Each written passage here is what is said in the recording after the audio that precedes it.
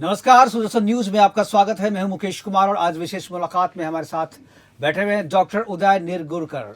इनका परिचय मैं आपसे करा दूं। ये पत्रकार तो है ही, लेकिन पत्रकार होने के साथ साथ अगर कहूं कि ये बहुत अच्छे प्रबंधक भी हैं, बहुत अच्छे बिजनेसमैन भी हैं, और सबसे बड़ी बात कि समसामयिक दर्शन या समसामयिक राजनीति पर इनकी इतनी अच्छी पकड़ है कि इनकी लेखनी से लोग जो है सीखते हैं। और आज इसी यात्रा को हम आगे बढ़ाएंगे। सबसे पहले डॉक्टर निरगुरकर जी, आपका स्वागत है हमारे इस प्रोग्राम में, विशेष प्रोग्राम में।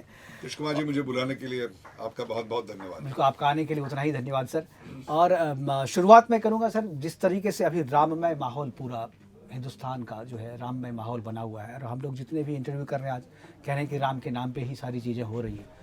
आपने उस लंबी यात्रा को देखा है, कवर किया है, महसूस भी किया होगा। मैं जानना चाहूँगा कि 90 से लेकर के अभी तक की जो यात्रा चली है, मैं आपके अनुभव एज ए जर्नलिस्ट, आपने किस किस तरीके के पड़ाव देखे हैं? एक संघर्ष का बहुत बड़ा इतिहास है, और ये संघर्ष 90 से नहीं शुरू हुआ है जी, ये 1528 से शुरू हुआ है, बिल्कुल। जब राम जी का जो भव्य मंदिर था वहाँ पे वो गिराया गया। और इसमें और सोमनाथ में एक फर्क है। सोमनाथ में बहुत बार सोमनाथ गिराया गया है, जो अलाउद्दीन खिलजी ने गिराया, मोहम्मद गजनी ने गिराया, 20 बार 21 बार गिराया, लेकिन वहाँ पे मस्जिद नहीं बनाई। यहाँ पे मस्जिद बनाई गई क्योंकि वो चाहते थे इस देश की धरोहर, इस देश की पहचान और इस देश का गुरूर अभिमान उसको कुचल डालें। बिल्कुल। और सांस्कृतिक अवधारणा जो है हमारी, हमको एकत्रित रखने वाली जो शक्ति है राम, उसी को खत्म करे तो राष्ट्र खत्म हो जाएगा। और इसीलिए वही अगर हम निकाल देंगे तो राष्ट्र तेजहीन हो जाएगा। और जो हमने देखा, राम के जाने के बाद राष्ट्र तेजहीन हो गया, लेकिन हमारे दिल से राम को नहीं निकाल सकते। बिल्कुल।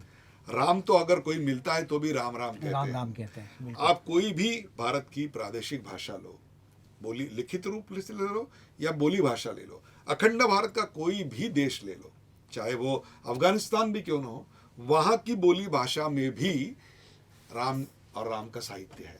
मैं थाईलैंड गया हुआ था, आपको आश्चर्य होगा, ये 90s की बात है।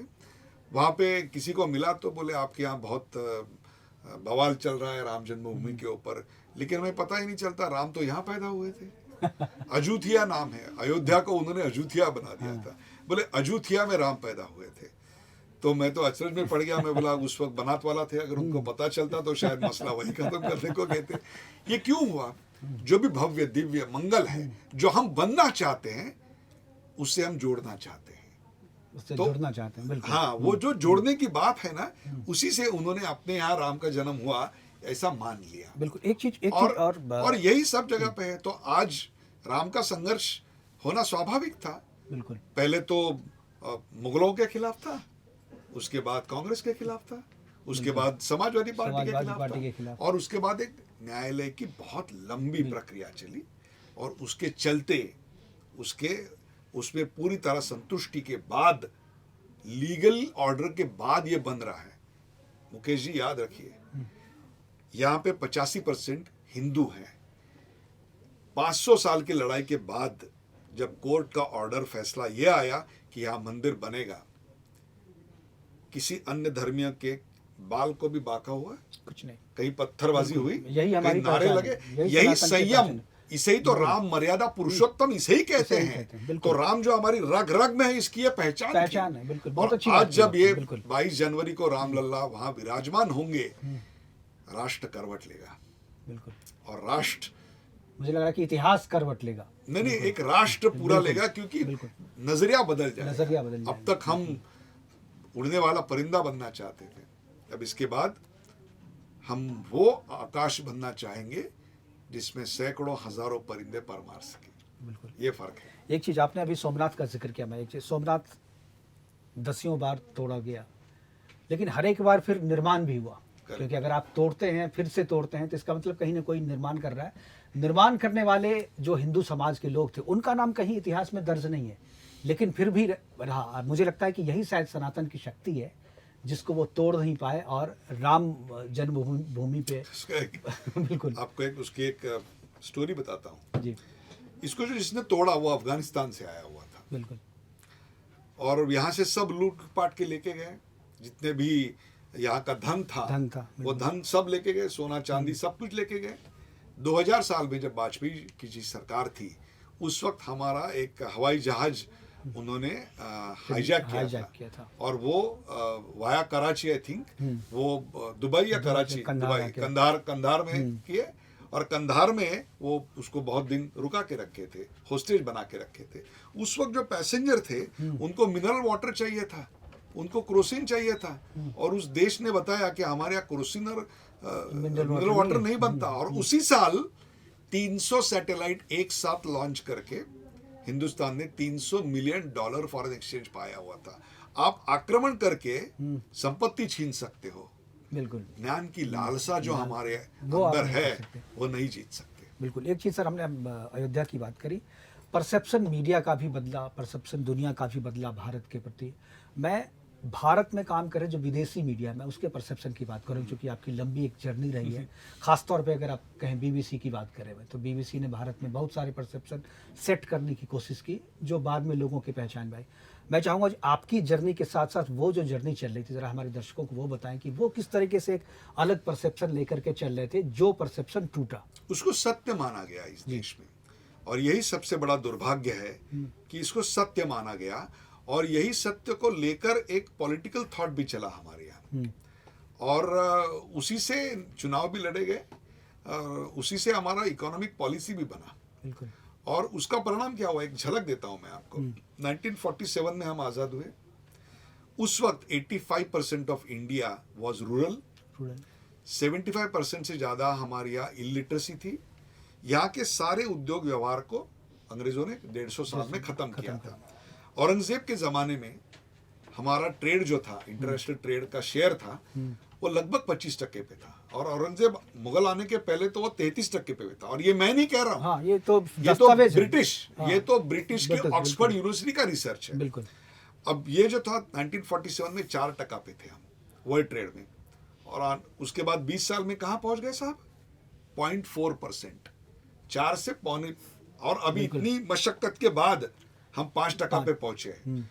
अब सुनिए मेरी बात, क्या हुआ, 30 साल तक हमने क्लोज्ड इकोनॉमी मॉडल, जो कुछ करेगा सरकार करेगा, रशियन मॉडल। उससे क्या हुआ, जो भी करेगा सरकार करेगा। हवाई जहाज बनाना है सरकार बनाएगा, हवाई जहाज चलाना है सरकार चलाएगा, होटल चलाना है सरकार चलाएगा, एजुकेशन सरकार चलाएगा। इससे क्या हुआ, 1.1% हमारा जो क्या जिसको कहते हैं पर एवरेज इनकम थी, वो 1.1%। इकोनॉमिक ग्रोथ 3.5%, हमारा पॉपुलेशन ग्रोथ 2.2%। कारण क्या हुआ, उसका रिजल्ट क्या हुआ, $20 बिलियन से हमारा कर्जा $80 बिलियन हो गया, और $80 बिलियन इतना आ गया पानी कि हमको 1991 में सोना गिरवी रख के देश चलाना पड़ा। तब जाके अवेकनिंग हुई और देश बदल गया। और उसके बाद जो पिछले 10 साल में, आज ये मोबाइल 2010 में 100 मोबाइल इस देश में जो इस्तेमाल होते थे, उसमें से 98 विदेश से आते थे, चाइना से आते थे। आज 98 यहाँ पे होते हैं और 2 वहां से आते हैं। अब चाइना +1 पॉलिसी नहीं है साहब, इंडिया +1 पॉलिसी है।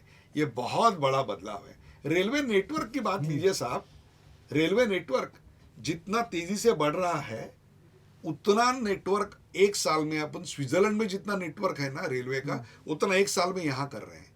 रेलवे ले लो। एक चीज़ मैं डॉक्टर उदय, मैं आपसे जानना चाहूँगा, ये सारी चीज़ें जो अभी हो रही हैं यहाँ पे, पहले भी संसाधन थे हमारे पास, पहले भी अधिकारी वही थे, इंफ्रास्ट्रक्चर वही था, डिसीजन लेने वाले लोग केवल चेंज हुए हैं। नियत में बदलाव आया है, और ये इतना बड़ा परिवर्तन हुआ है। प्रामाणिकता नहीं थी, देश पे मोहब्बत नहीं थी, प्राथमिकता देश नहीं थी, प्राथमिकता खुद, उसके बाद मेरा पक्ष, और उसके बाद अगर थोड़ा कुछ बचा तो और उसी के कारण था। 2014 के पहले एक दिन तो ऐसा आया था कि मंत्रिमंडल की बैठक बुलानी है तो तिहाड़ जेल में बुलाए हम, क्योंकि उतने लोग तो तिहाड़ में गए हुए थे। एक चीज़ मैं और कहूँगा, जो आपने कहा कि आज़ादी से लेकर के जब तक कांग्रेस का शासन खास तौर पे रहा, डेवलपमेंट नहीं हुआ। ये जो सारी पॉलिसी थी कि सरकार ही सब चीज़ करेगी, ये लेफ्ट की पॉलिसी करेक्ट मानी जाती है। करेक्ट। तो लेफ्ट तो खत्म हो गया, पॉलिटिकली लेफ्ट इज नोवेयर, लेकिन जो लेफ्ट जो विचार था, वो विचार इस जमीन से जुड़ा हुआ नहीं था। इसके लिए वो लेफ्ट है करके डिफीट नहीं हुआ है, वो इस जमीन से जुड़ा हुआ नहीं वैसे वैसे भी तो आयातित था ये विचार ही, वामपंथ ही तो अब बाहर से रसा से लाया गया था।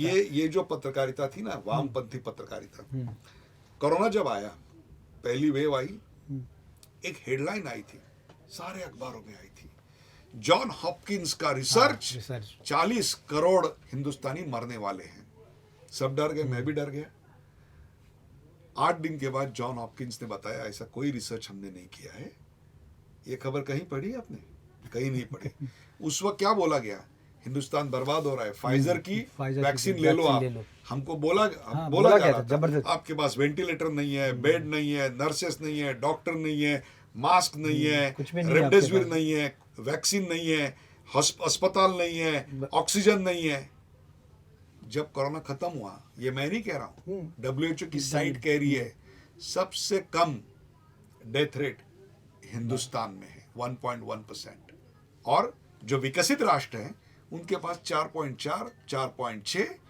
तो ये किसने करके दिखाया? बिल्कुल, ये इस देश ने करके दिखाया। और हमने वैक्सीन तैयार की, और वो वैक्सीन हमने 110 देशों को मुफ्त में दी, क्योंकि ये देश वसुधैव कुटुंबकम में विश्वास रखता है। यही हमारी इस धरती की धरोहर है। और जो अब इंग्लैंड की वकालत कर रहे थे, फाइजर ले लो, ये ले लो, वो कर रहे थे, उस इंग्लैंड को अगर हमको वैक्सीनेट करना था तो एक दिन इस देश ने दिखा दिया कि एक दिन में हम 2,67,00,000 को वैक्सीनेट कर सकते हैं। पूरा इंग्लैंड को हम 4 दिन में वैक्सीनेट करके वापस भेज सकते थे। लेकिन ये मीडिया कभी नहीं लिखेगी। ये जो हमारा अचीवमेंट है, एनजीओज का अचीवमेंट है, सरकार का अचीवमेंट है, 80 करोड़ लोगों को मुफ्त में राशन देना। हम लोग इसको दिखाते रहे, हम लोग इसको दिखाते रहे, लेकिन ये मीडिया को बताते रहे। वो जो वामपंथी मीडिया है, ये कभी आपको बताएंगे नहीं वो मोजो किट लेके गंगा किनारे बैठेगी या शमशान में जाएगी। बिल्कुल, ये बहुत गलत है डॉक्टर। ये वन साइडेड है, इसका निषेध होना चाहिए। बिल्कुल डॉक्टर निरगुरकर, एक चीज मैं आपसे जानना चाहूंगा, आपने कॉर्पोरेट मीडिया में भी बहुत काम किया है और आप CEO रहे हैं गोदरेज जैसी बड़ी कंपनी के, और उसके बाद से आपने मीडिया में प्रवेश किया। दोनों दो अलग अलग धाराएं। लोग कहते हैं कि सच्ची पत्रकारिता का कभी भी जो है वो कॉर्पोरेट वर्ल्ड से बनता नहीं है, एक सामंजस्य नहीं बनता, लेकिन आपने दोनों जगह सामंजस्य बिठा के रखा। तो अभी की जो पत्रकारिता चल रही है, क्या आपको लगता है कि कॉर्पोरेट हावी है अभी भी जर्नलिज्म पे? नहीं, मैं इसको इस तरीके से नहीं देखता। देखिए, कोई भी मीडिया जो पुराने जमाने की भी हो, उसमें एक बिजनेस मॉडल तो है ही ना। कोई मैं अखबार चलाता था, और वो 22-24 पन्ने का जब अखबार निकालना है तो उसका 18-20 रुपया खर्चा आता है, और आप 5 रुपए से ज़्यादा बेच नहीं सकते, तो 15 रुपए का जो घाटा है वो अखबार एडवर्टाइज से भरना है। Same is the case with news channels. तो ये एक बिजनेस मॉडल है। लेकिन आप सरस्वती के ऊपर लक्ष्मी को हावी नहीं होने देना है। आपको इसका व्यवसाय जरूर करना है, लेकिन इसका धंधा नहीं बनना है, गंदा धंधा नहीं बनाना है। बिल्कुल, ये क्योंकि इसका जो इम्पैक्ट है वो नेशन के ऊपर होता है, नेशनल इंटीग्रिटी पे होता है, लोगों की सोच और दिमाग पे होता है। तो ये समझ के चलने वाले लोग बहुत कम हैं, और कॉर्पोरेट सेक्टर में तो बहुत कम है। ये हमारा दुर्भाग्य है आज का, कि जो देश को प्रथम नहीं मानते, इस वतन को प्रथम नहीं मानते, हमारे सांस्कृतिक धरोहर को प्रथम नहीं मानते, और उसके चलते फिर एक नैरेटिव, एक अभी चैनल चल रहा है वो मालदीव्स की बात चला रहा है। बिल्कुल, हाँ, मालदीव की बात चला रहा है, मालदीव के पक्ष को सामने रख रहा है। कि ये क्यों रख रहा है? तो क्योंकि उनकी सोच में उसके पीछे कुछ चीजें हैं जो हमारे प्रेक्षक अच्छी भली बात ही जानते हैं। एक चीज और भी है, जो सुदर्शन न्यूज, जैसे खासकर मैं अपनी बात करूं या सुरेश चौहान के जी की बात करूं, सुदर्शन न्यूज जो चलाता था शुरू से, आज से 20 साल की यात्रा हमारी है। 20 साल की यात्रा में हम लोग जो लेके चले थे, राष्ट्रवाद की पत्रकारिता लेकर चले थे, शुरू में काफ़ी विरोध झेलना पड़ा, लेकिन अब बाकी जो मेन स्ट्रीम मीडिया अपने आप को कहती थी, अब उनको भी इसी लाइन पे आना पड़ा। आज राम TRP दे रहे हैं।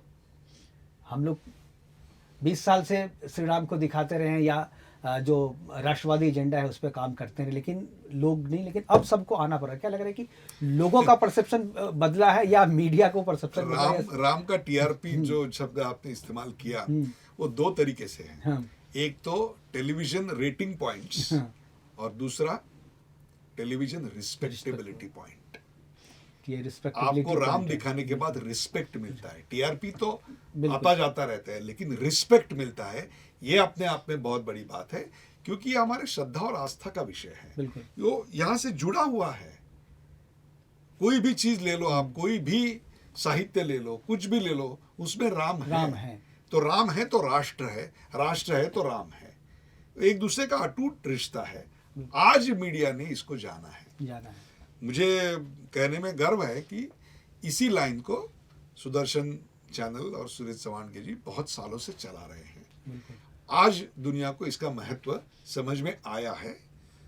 देर आए दुरुस्त आए। बिल्कुल, देर आए दुरुस्त है। एक चीज़ और सर, आप मुंबई में पत्रकारिता करना, मुंबई में पत्रकारिता करने वाली की जहाँ तक मैं समझ, चुनौती जो एक कहते हैं कि बॉलीवुड से चुनौती मिलती है। अक्सर बॉलीवुड वैसी चीज़ों को प्रमोट करने में रहता है, हमारी सभ्यता, संस्कृति, देवी देवताओं के खिलाफ वहाँ पर स्क्रिप्ट लिखी जाती है, एक प्रोपेगेंडा पेश किया जाता है। वैसे में अगर कोई राष्ट्रवाद या इसके खिलाफ पत्रकारिता करना चाहे वहाँ से, तो मुंबई में थोड़ी चुनौती ज़्यादा थोड़ा मुश्किल है, क्योंकि एक लॉबी है। बिल्कुल। जो लॉबी चैनल के मालिक को इन्फ्लुएंस करना चाहती है और पत्रकारों के एक समूह को एक नैरेटिव के तहत नचाना चाहती है। लेकिन जो राष्ट्रवाद है वो बहुत ज़्यादा दिन तक आप उसको अंधेरे में नहीं रख सकते। वो सूरज है, कभी न कभी तो बाहर आएगा ही। आप चाहे नहीं चाहे, वो खुद ब खुद निकल के आएगा ही। एक चीज़ मैं अपना अनुभव, मैं आपका अनुभव जानना चाहता हूँ कि जब 20 साल पहले ये जर्नी स्टार्ट हुई थी और जब राष्ट्रवाद की बात आप करते थे, सनातन की आप बात करते थे, तो प्रेस वार्ता में आप जाते थे, अगर वैसे सवाल पूछते थे तो जो बाकी आपके जो सहकर्मी पत्रकार थे वो आपको ऐसे करके देखते थे, ये क्या पूछ रहा है आप। तो इस तरीके की चीज़ों को झेलते हुए भी लोग जो है सामने आए। मैंने इसका बहुत सामना किया है मेरी जिंदगी में।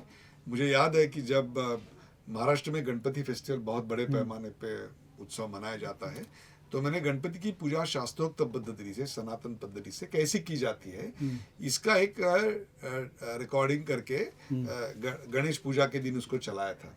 तो मेरे ऊपर बहुत बड़ी आलोचना हुई थी। जब मैंने गणपति के टाइम पे ऐसे अप्रसिद्ध गणपति है जो हमको मालूम नहीं है, मंदिर है, पुराने मंदिर है, इनको 300 400 साल का इतिहास है, उसके ऊपर मैंने डॉक्यूमेंट्री बनाई और ऐसे हजारों मंदिर मैंने महाराष्ट्र के दिखाए। जब नवरात्रि आई तो नवरात्रि के दिन देवी माँ के मैंने ऐसे कई सारे मंदिर दिखाए जो हमें मालूम भी नहीं थे। तो ये सब हमने किया। तो पहले तो हमारे पत्रकार भाइयों ने हमको नकारा, फिर जब उसको टीआरपी आई, फिर जब लोग पसंद करने लगे और उनको ही कहने लगे, अरे यार तेरे चैनल पे ये बहुत अच्छा चल रहा है, तो आके वो कहने लगे, सर इस असाइनमेंट पे अभी मुझे भेजिए। तब वो बात ऐसी बदल गई कि हमको भेजिए, मैं यहाँ का हूँ, मैं यहाँ के मंदिर में जाके कर सकता हूँ क्योंकि मैं गया हूँ। तो इसके पहले क्यों नहीं किया था तुमने? चलो, मैं कहता हूँ कि एक वेलकम चेंज है। कुछ लोगों को समझने में थोड़ा वक्त लगता है, प्यार का पहला खत है, लिखने में जवाब देने में टाइम लगता है। एक सर आखिरी सवाल आपसे, कि कहते हैं ना कि जो दिखता है वो बिकता है, या जो बिकता है वही हम दिखाते हैं। इन दोनों के बीच का जो फासला है वो बड़ा सेंसिटिव है। उसका संतुलन ही मुझे लगता है कि टेलीविजन मीडिया है। देखो, पत्रकारिता संतुलन के बिना चल नहीं सकती। आप दोनों पक्ष रखिए और जो तथ्य है, जो जनता के हित में है, जो राष्ट्र के हित में है, उसको प्राथमिकता दीजिए, न कि केवल सेंसेशनलिज्म या कोई बाहर से आया है उसके ऊपर हमको पैसा मिल रहा है लेकिन इस देश के खिलाफ है। ये चलेगा नहीं, ये टिकेगा नहीं। ये मोबाइल क्यों चलता है? क्योंकि इस मोबाइल में सिम है तो ये मोबाइल चलता है। जर्नलिज्म में क्रेडिबिलिटी एक सिम की तरह है। अगर आपकी क्रेडिबिलिटी नहीं है तो लोग आपको ज़्यादा समय नहीं देखेंगे। इस क्रेडिबिलिटी को बरकरार रखना हमारे लिए सबसे बड़ा चैलेंज है। राष्ट्र अगर आप प्रथम रखेंगे तो मुझे लगता है ये क्रेडिबिलिटी अपने आप आ जाएगी। बिल्कुल। धन्यवाद डॉक्टर निर्गुरकर जी, हमसे बात करने के लिए। आपने बहुत ही अच्छी बातें की और जो 4 दशकों का जो आपका अनुभव रहा, 4 दशकों की जो आपकी यात्रा थी, मुझे लगता है हमारे जो भी दर्शक इस प्रोग्राम को देख रहे होंगे उनको भी पता चल रहा होगा। खासतौर पे जो अभी के जो जनरेशन है, जो नए जनरेशन के जर्नलिस्ट हैं, उनको भी इस साक्षात्कार से बहुत कुछ सीखने को मिलेगा। फिलहाल हमसे जुड़ने के लिए, बात करने के लिए आपका बहुत बहुत धन्यवाद। आप जुड़े और अपना महत्वपूर्ण समय आपने हमें दिया। धन्यवाद। अभी के लिए इतना ही, दीजिए इजाज़त। नमस्कार।